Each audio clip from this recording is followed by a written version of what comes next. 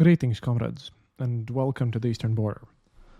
Now, I don't have a happy news for you today.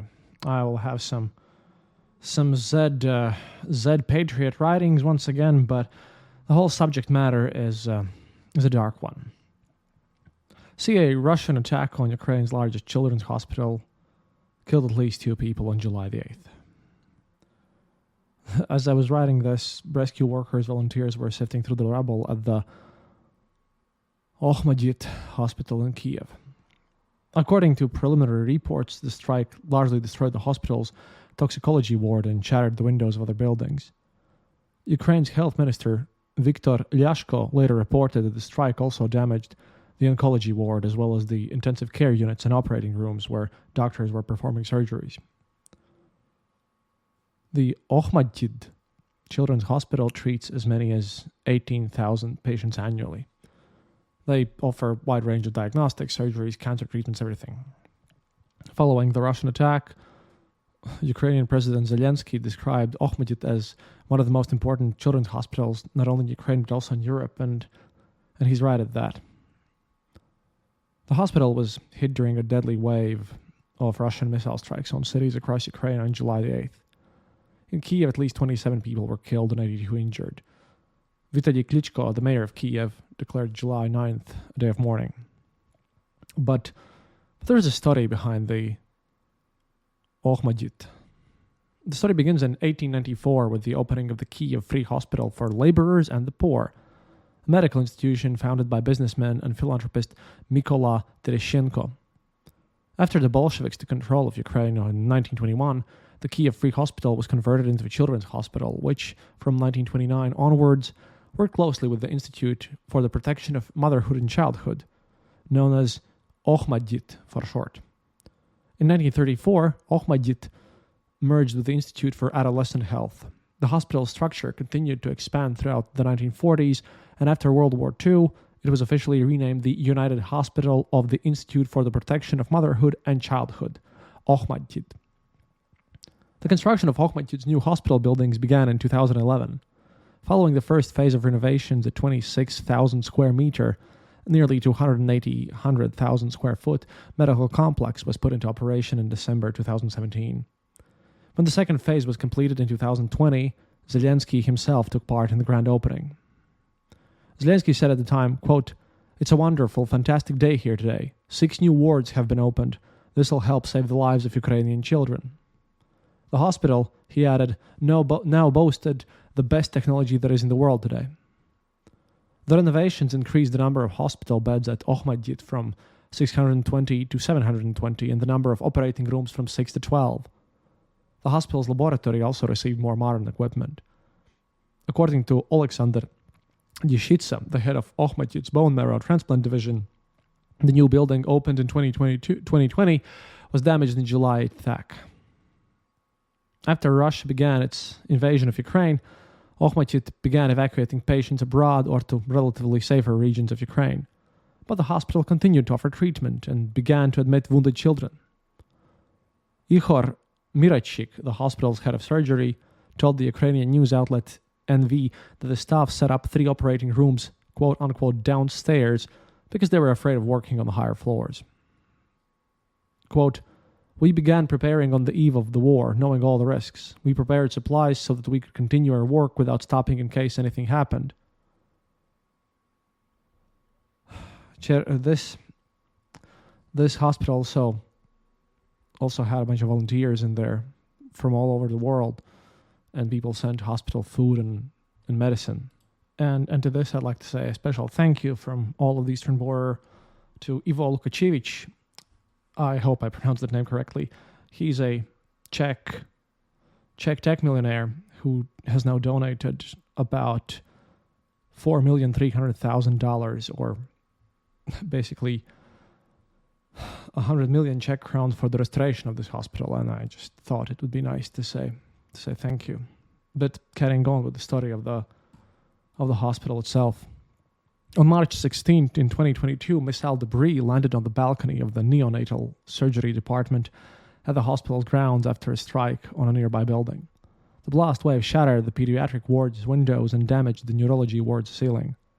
Fortunately, no one was injured.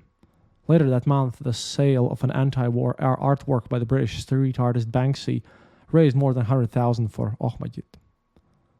In October 2022, pediatric hematologist Oksana Leontieva was killed in a Russian airstrike while on her way to work at the Ahmadiyat. According to Washington Post, she was just a mile away from the hospital. And the Russian missile strike on the hospital on July the 8th killed at least 2 adults, one of whom was a doctor. Another 16 people were injured, including 7 children. And sadly, that's not all of it. See, my colleagues from Medusa, they shared 4 stories of Ukrainian children who received treatment at the hospital which Russia destroyed. I think I should share them as well before we get to the part where what Z-vatniks say about this nonsense. Because this is important and it matters a lot for you to really understand the human side. 3-year-old Solomia's symptoms began on April the 12th. Her fever spiked and continued to rise, landing her in the intensive care unit of a local hospital in the Zhytomyr region. She was suffering from abdominal pain and began vomiting, and then her vital organs started to fail. Solomia's mother, Lyudmila, said, quote, "My daughter's illness progressed too quickly. The chances of her survival were very slim. When looking for options, we learned about the Ahmadiyat Children's Hospital in the capital and decided to go there. Even though no one could guarantee that we'd make it to Kyiv, we took the risk and held on to our last hope." When they arrived at the hospital in Kyiv, the little girl was admitted with severe pneumonia and significant lung damage. Doctors placed her on extracorporeal membrane oxygenation, ECMO, a form of life support in Ahmadiyat's anesthesiology and intensive care unit. Anesthesiologist Stanislav Scholny said they had to request an ECMO, I suppose, machine for Solomia from the hospital's pediatric cardiac surgery center, as the one in the ICU was already in use by another patient. The ECMO isn't a cure, Scholny explained. It just buys time to figure out what caused the pneumonia and how to treat it. But he noted it comes with enormous risks. We're turning the patient's normal physiology upside down. Even with ECMO support, Solomia's chances of survival were low, according to hospital staff. She remained on ECMO for 15 days with the medical team constantly by her side. Scholny said, quote, "Usually when you take on a case like this, you practically live at the hospital. You're on call 24/7, always within the reach in case you need to come in. This time we had 2 patients on ECMO simultaneously, which doubled the workload on top of our regular duties." While on ECMO, Solomia developed toxic shock syndrome, leading to acute kidney and liver failure. For about 2 weeks, doctors from different departments performed additional procedures to restore function to her damaged organs. Chief of Toxicology Alexander Urin noted that Ahmadiyat's doctors also consulted with specialists from Europe and the United States who provided guidance and supplies. After 34 days in the ICU, Solomia no longer needed oxygen support and was transferred to the pediatric ward. By June the 4th, when the hospital shared her story, she had nearly made full recovery. And there's more. All these studies of these people who were there, who were little kids having just their treatment. I don't know. Very few things really disturb me anymore in this war. This is really one of them. I won't go through everything, of course, because there are many more stories and everything, but these little patients there. There's also stories of 10-year-old Sashko and his cousin Alina who were hit by a shell when they were in this hospital. Well, they were treated by this. Then there were sisters Solomia and Miroslava who are now 5 months old, who were born prematurely in there also. And everything from conflicts intelligence team and everything, it really shows that it was a Russian missile strike straight up. And I don't even know how to deal with this whole mess. Because now it's going to be the part where I have to really just swallow my own hatred and my own cringe feels which normally are absent, as I already have been doing this for a long time, but this will be painful. I'll do a bit of shilling now just so you can take a break, and not like I want to, but in case of whatever. Yeah, we have a Patreon, you know that already, patreon.com/easternborder. If you want to support the show, please consider becoming a member there, or you can go to the Fourth Wall, our merch store. There's also memberships available there. The link's in our homepage, theeasternborder.lv. It's pinned up there. You can also just go and listen from our homepage and, I don't know, click the donate button. That would help. I'm getting through my driving classes. I'm finally allowed to do the practice driving and everything. And TV is still not working, which is sad, but, not as sad as this whole mess. In short, if you want to support the show somehow, or you know someone that I should probably interview or something, you can just always follow us, find us on Discord. The links are, again, everywhere. You should be able to find them. And if you're not, if you have any questions whatsoever, just theeasternborder@gmail.com, and I'll answer every question that you have. And yeah, thank you, because without your support, without the fact that someone actually cares about what I'm doing here, I wouldn't be able to pull through at all, especially in days like this. So thank you, dear patrons, and to all of you who are not yet patrons, please consider supporting the show if you can, that is. I'm not gonna ask you to, take your last pennies from you, but I can't really even put off this any longer. We have to go down to the pit hole of despair, how I like to call it. See, obviously, the Z community is discussing the Russian missile strike on this hospital. The main version, voiced by the Defense Ministry, is, quote, "Numerous published photos and video footage from Kyiv unequivocally confirm the fact of destruction due to the fall of a Ukrainian air defense missile launched from an anti-aircraft missile system within the city limits." Which is an absolute lie. We have literally documentation and pictures showing that it was a Russian missile and everything. But there's a sadder story there. See, most Z authors agree with this version. For example, the channel Southern Front writes, quote, "Ukrainian air defense missiles specifically worked on the children's hospital in Kyiv. Scum are out killing their children to ask for more money." And I can't... Look, this is horrific, but please, we have to get through this, because these are, I don't know, they're not even human at this point. Or so-called political scientist Markov wrote, quote, "This photo will be on all screens until the NATO summit in Washington. These are children sick with oncology who are sitting on the streets of Kyiv because the hospital building is broken. It was smashed by Ukrainian air defense missiles because the general staff was holding a meeting in the building next to the hospital. AFU generals are covering themselves with children. But this truth will be known in Russia, and the media of the West will hide this truth from the audience of the West. And there will be howling in the West for a week." I hate these people. But there are even worse things, because obviously they can't even get their own stories right. See, an alternative theory is put forward by the channel Belarusian Silovik. Quote, "The Ukrainian media report that this is the moment of arrival in Kyiv when the children's hospital was damaged. They claim it's a Russian X-101 missile." By the way, it is a Russian X-101 missile, straight up. "Some Russian media have also picked up on it. I dare to disappoint, but it doesn't look much like an X-101, but it looks a lot like PAC-3 for Patriot SAMs.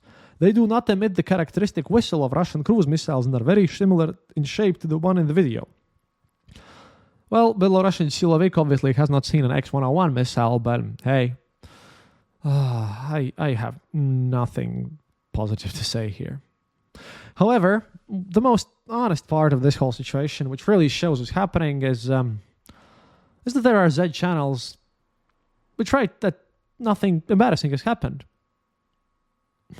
This is just blatant. They just openly admit that it was hit by a Russian missile. Ramzai writes, quote, "Not even 3 years have passed. The moment of one of the arrivals in the center of Kyiv." Rosich, the neo-Nazi Russian group who fights in Ukraine for, Russian, who are the members of this in the early war, if you remember the guys who are holding the skulls of enemies, those are utterly idiotic things. They said, quote, the strike hit a building next to the hospital. Yebalo Ukrainians. They said, well, the swear word, which I'm not going to use in this case. Starsha Ed, another neo-Nazi channel, pro-Russian, obviously, writes, quote, judging by this video here in Kyiv today there was very intense flight. And at the time of the hits, the work of air defense is not visible. Either they used up their ammunition, including for false targets, or the Ukrainian PGO installations, at least some of them, were already destroyed by now. So, not like they can even come together with total amount of reasonable things. They continue to multiply these versions, each of which should justify the Russian army. But not everyone's doing this. Again, a number of rather large Z channels directly write the largest children's hospital in Ukraine was hit by a Russian missile, the specific one, the Ha-101. Some Z authors go further and suggest that the Russian Ministry of Defense should stop making excuses. The obviously pro-war Z channel War on Fakes writes, quote, fake, the Russian, they basically lie all the time, but that's their format. They write fake and truth and all this nonsense. Obviously, their truth is just stupid lies, but, information is ammunition, as they say in Battletech universe.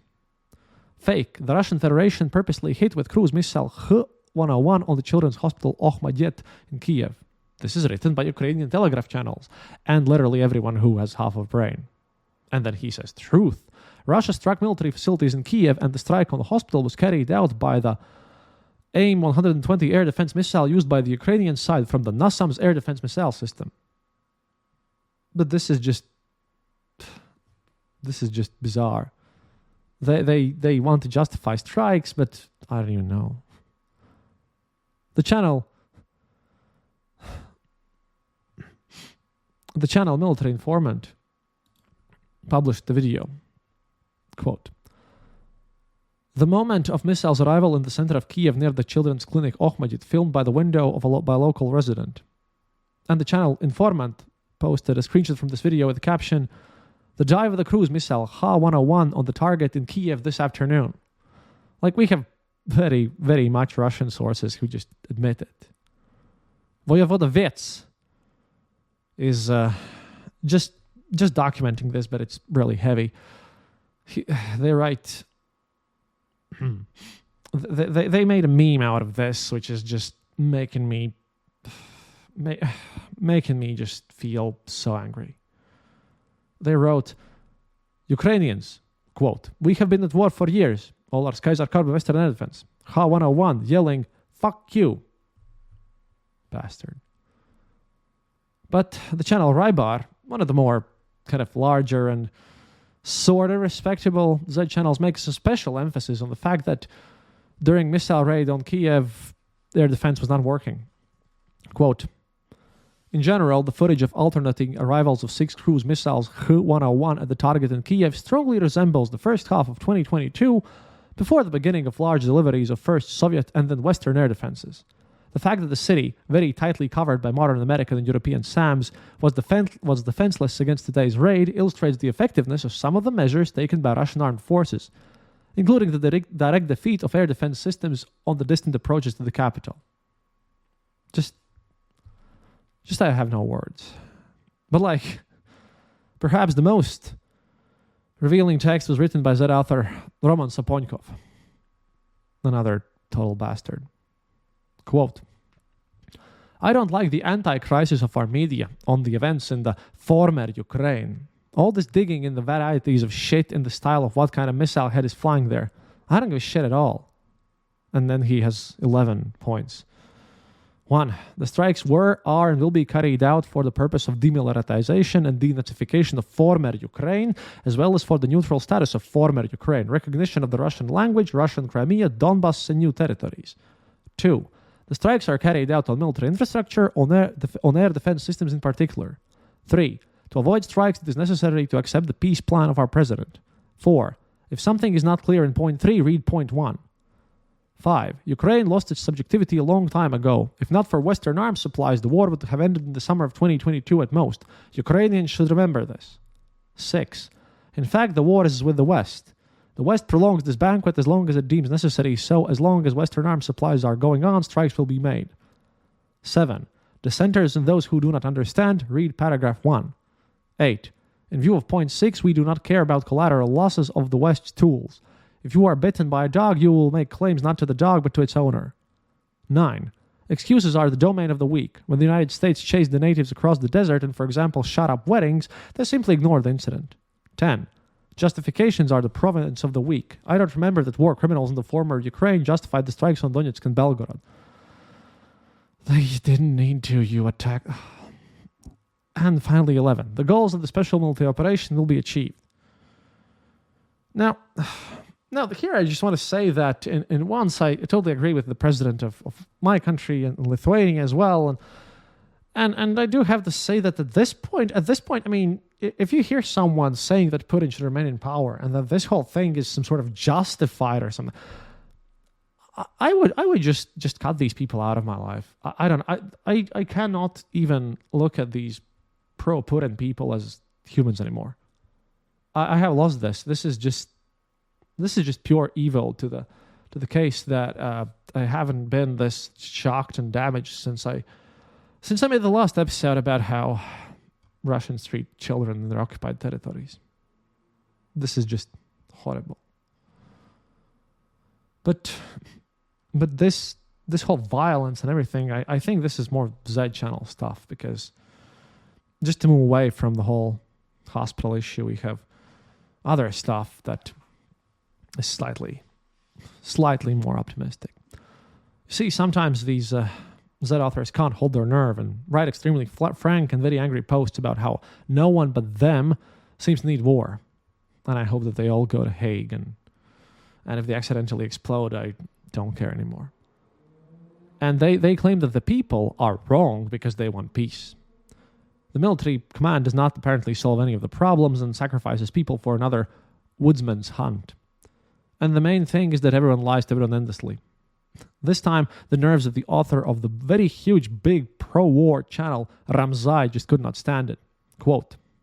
And I included this here because their listeners, you're mostly Americans. A lot of Europeans as well, but most of my audience is American. And I know that this is also listened to some people in, positions that can influence things. And, maybe you should start understanding that these authors, they sort of reflect the official opinions sometimes as well. And they're very radical, and there's a ton of them.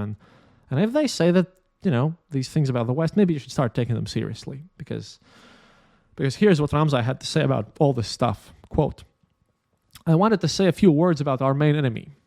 Not about the United States, not about NATO, not about even the AFU, Armed Forces of Ukraine, that is. All these enemies have long been clear, systemic, whose danger is quite obvious even to school children. I'm talking about another enemy. About a stupid, deaf, and indifferent way to everything official, who deeply does not care about anything except his own pockets, his own car, and the will of his superior, on whom his well-being depends. About a fat-filled common man who is served by the state with all his adore, providing him with a comfortable life, with an opportunity to take his family to Turkey and discuss under the palm trees of Marmaris that Italy was better, but the special military operation, tons of dots. The main topic is when there's going to be a ceasefire there. 2.5 years into the war, and at the front lines and showmanship are still blooming like opium poppies in the Tajik vegetable garden. Some quote-unquote gentlemen commanders have already received their third order for the villages and townships taken on paper. And they get away with it. How many dozens of times have Krinki been declared captured and cleared of the enemy? An entire commander, let's not say what troops, personally reported to the president of Russia about their capture back in spring. And what? Only 3 weeks ago, fighters in the front line confirmed that the enemy is no longer in Krinki. How many times was Rabotino liberated, in air quotes here? How many times they have reported that Klishevka are 150? But the worst thing is that then under these taken, Krinki, Klishevka, Rabotino, hundreds of Russian men are driven toward for slaughter, so that the chief who reported about the capture, who already had checked the hole for the order of his uniform, could cover his ass. They've become very bloody for us. And here he continues, because this is a ton of rage in this post, and I just had to do this because it makes me feel a bit better. Carrying on from what this scumbag writes, quote, "We can win this war only when the enemy will pay for one of our killed soldiers with at least 5 of his own. Then he will be worn down and degraded. Then he won't be able to build up reserves in advance. But not when our regiments in senseless assaults and the frontal assaults are worn down in a week to 0 and without any results. Because there is no anti-drone defense, no drones, and ammunition is, in air quotes, limited. And how many regiments we have where the staff is full, but as soon as the command comes to attack, to go forward and the task is set for a full regiment, suddenly it turns out that a quarter of the authorized personnel are so-called dead souls. The regiment is treading on the ground, needlessly losing men and equipment. As a consequence, it flanks its more successful neighbors, and out on the beautifully conceived offensive, it turns out to be a Ukrainian offensive with a week-long battle for the foresters' hut and huge losses.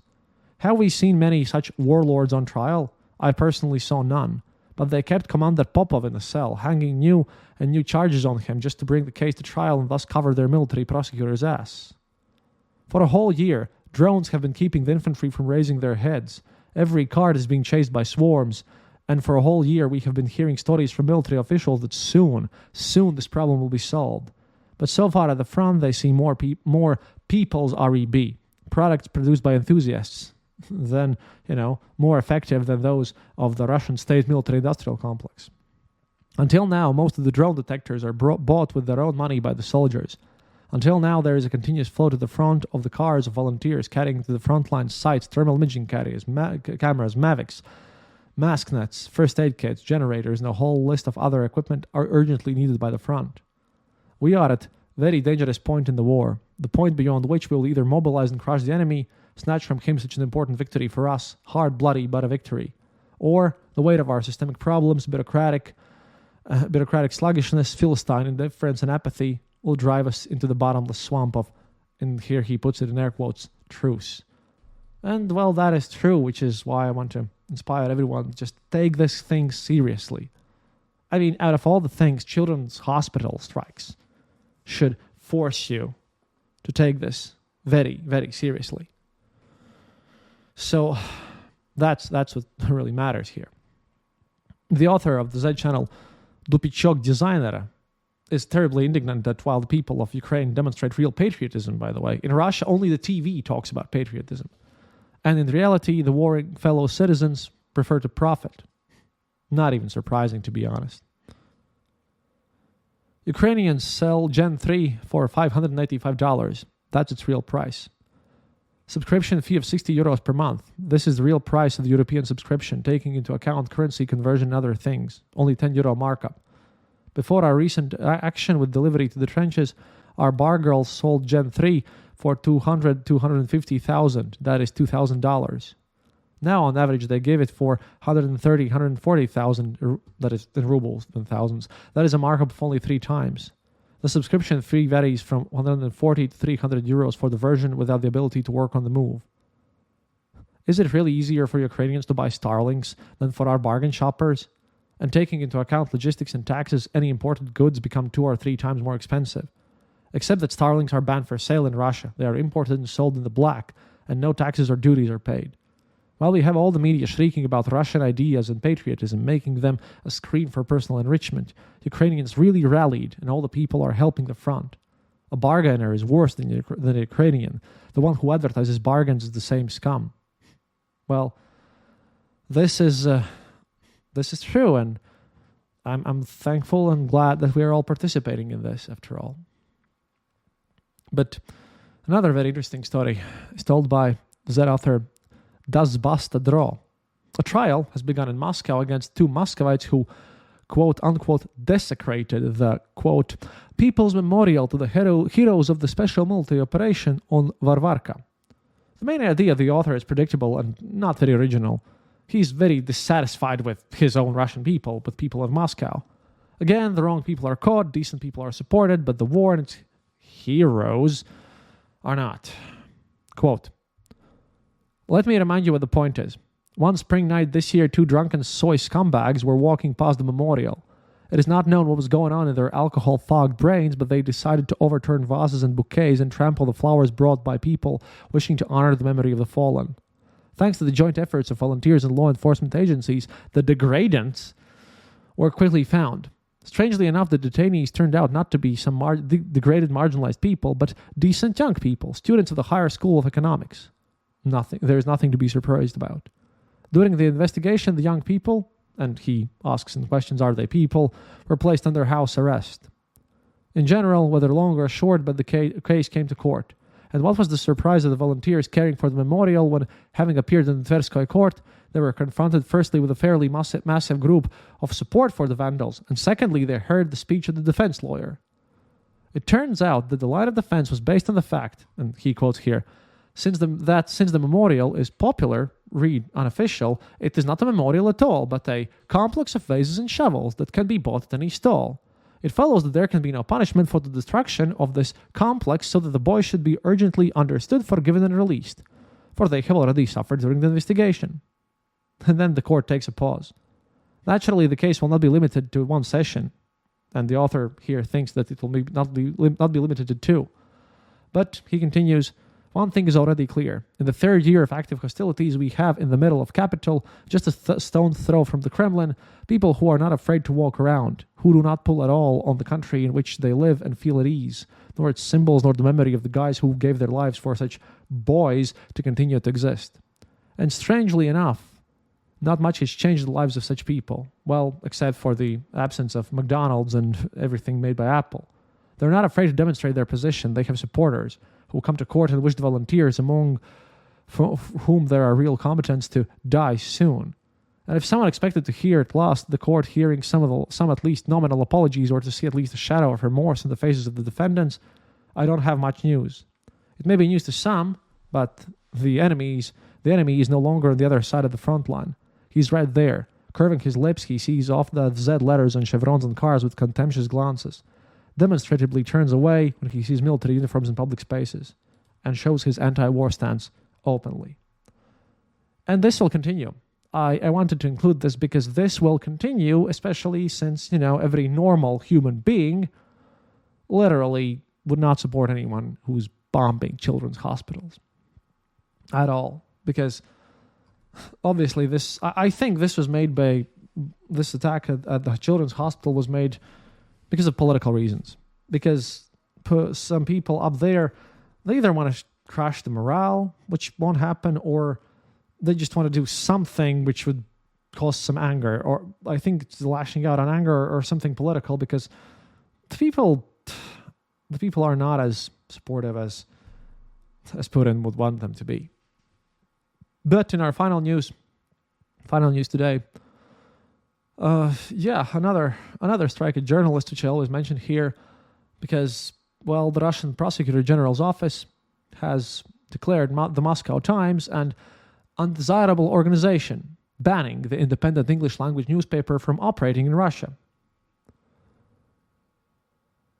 Quote, this publication's work aims to discredit the decisions of the Russian Federation's leadership in both foreign and domestic policy, the prosecutor office said in its announcement. Among other things, it cited the outlet's collaborations with Medusa, The Insider, iStories, and Radio Liberty, which all have also been outlawed as undesirable. And anyone who participates or cooperates with organizations designated as undesirable in Russia can face felony prosecution.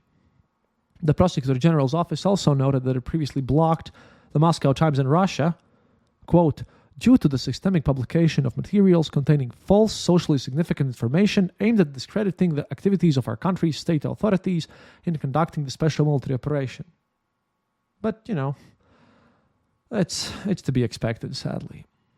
The Moscow Times, by the way, was founded in Moscow in 1992, and it's moved its headquarters to Amsterdam in 2022 at the start of this whole mess. So that, if you're Dutch, then at least you can maybe check him out or something.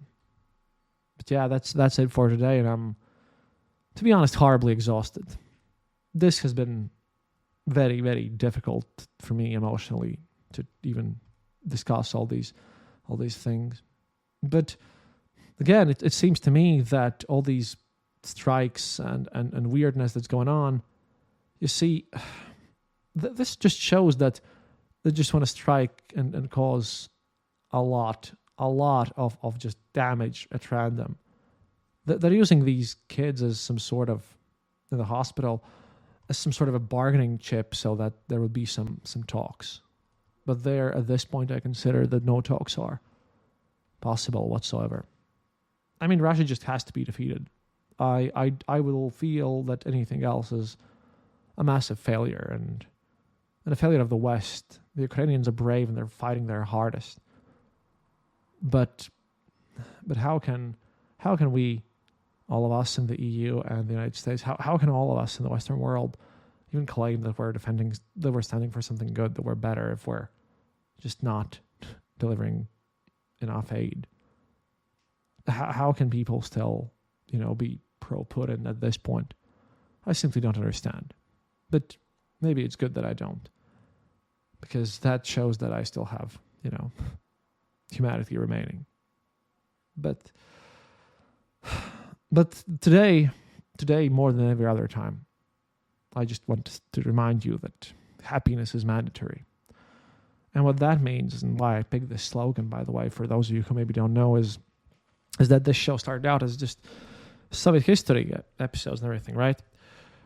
And the thing is that in Soviet Union, the state always wanted you to be happy. They enforced this. So it had two meanings, this whole statement. Number one is the fact that, it's a cage phrase parodying the whole attitude that happiness always must be upheld. But like my deceased grandma used to tell me that, when you're being forced to show public happiness out of your own, against your own will and everything, find something that makes you happy. Don't give up, ever. Happiness is mandatory, but the real one. Focus and find something to be happy about. Keep your optimism going. That's how you endure tough times. And in these dark times, I wish that we all truly follow that, and I hope that you all remember why exactly happiness is mandatory.